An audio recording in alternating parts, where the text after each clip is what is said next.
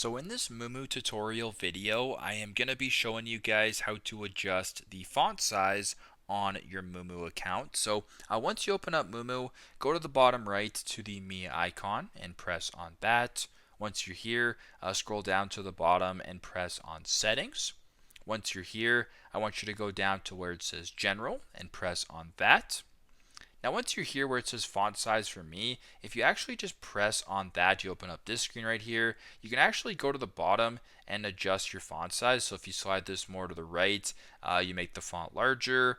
Anywhere in between, you make it smaller. And if you go all the way back, you bring it to the default size or the smallest size. So very simple, very straightforward, but that is how to adjust the font size on Moomoo.